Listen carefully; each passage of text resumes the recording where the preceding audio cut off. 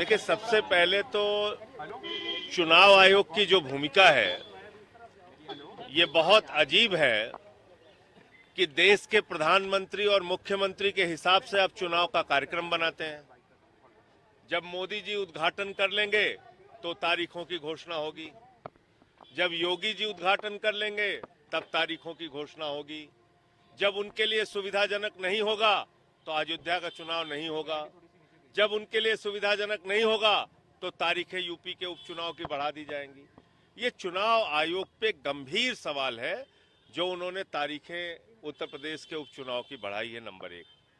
दूसरी बार अखिलेश जी से बहुत ही सार्थक और अच्छी बातचीत हुई। उत्तर प्रदेश के उपचुनाव में आम आदमी पार्टी समाजवादी पार्टी के कैंडिडेट्स के लिए प्रचार भी करेगी और जहां भी जरूरी हुई सभाओं में हम लोग जाएंगे भी। हमारा मकसद है कि भारतीय जनता पार्टी जो देश में नफरत की, सांप्रदायिकता की राजनीति कर रही है, दंगे फसाद और झगड़े की राजनीति कर रही है, उनको इस उपचुनाव में भी पराजित किया जाए। गाजियाबाद में रैली है, आप वहां मौजूद रहेंगे क्या? देखिए, ऐसा है, पोस्टर का जो आप सवाल उठा रहे हैं, जो लोग कोई काम नहीं कर, भाई चुनाव में आपको क्या बताना होता है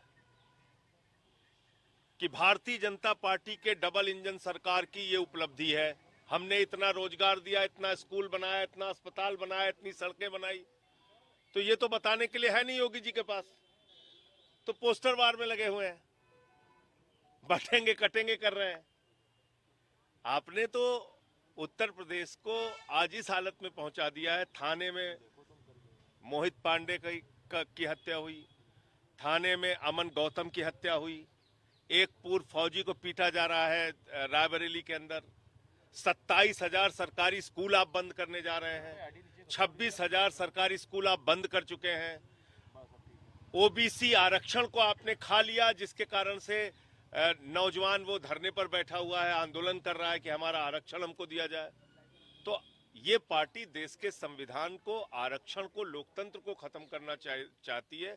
बड़ी लड़ाई ये है और इससे ध्यान हटकाने के लिए जो आप पोस्टर की बात कर रहे हैं, ऐसे पोस्टर निकाले जाते हैं। ना इस देश का दलित, पिछड़ा, आदिवासी, अल्पसंख्यक इनके किसी भी नारे में फंसने वाला नहीं है। सब मिलके बीजेपी को हराएंगे।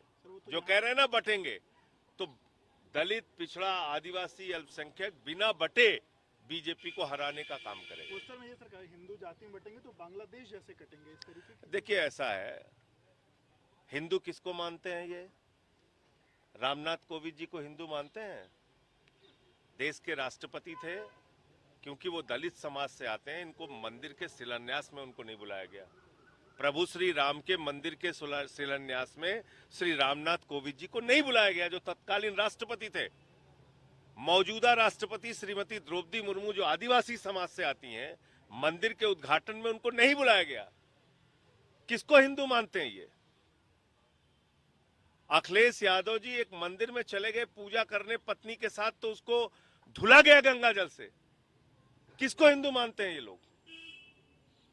इनके हिंदू की परिभाषा क्या है?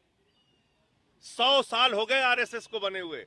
एक दलित और पिछड़े का नाम बता दीजिए जो आज तक आरएसएस का प्रमुख रहा हो। एक दलित और पिछड़ा मैं पूछ रहा हूं आपसे, 100 साल के अंदर। तो हिंदू किसको मानते हैं? बीजेपी वाले किसको हिंदू मानते हैं? पूछिए उनसे। महाकुंभ में अखिलेश जी से मुलाकात करी, सर क्या कुछ बात रही अखिलेश जी से जो मुलाकात की?